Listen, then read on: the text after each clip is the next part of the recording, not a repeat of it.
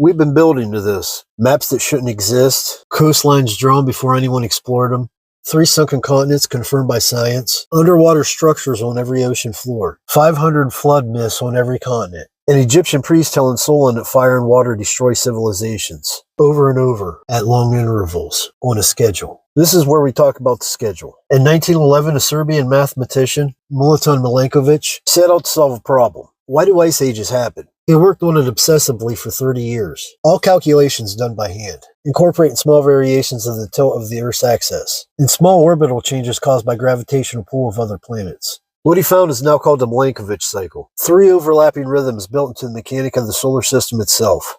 A cycle that is a cold glacial period lasting approximately 90,000 years. Then a warm interglacial period lasting approximately 10,000 years. Then back to cold, over and over, for at least the last million years. Predictable, measurable, confirmed by ice cores from Greenland and Antarctica.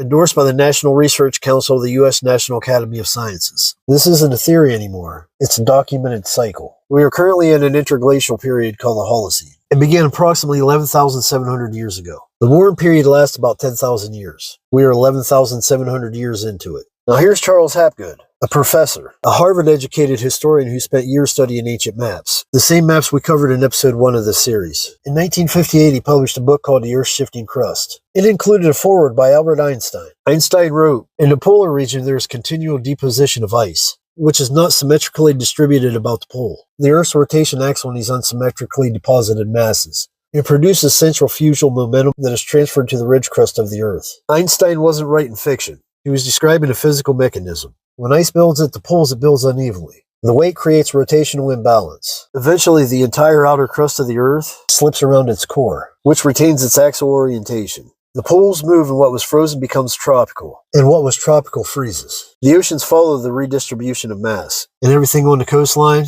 goes underwater. This is where it gets heavy. Hapgood's own calculations place the previous North Pole in Hudson Bay. Before that, the Atlantic Ocean between Iceland and Norway. Before that, the Yukon. Not the same pool we have now. Different locations, different area. Each one leaving evidence in the geological record.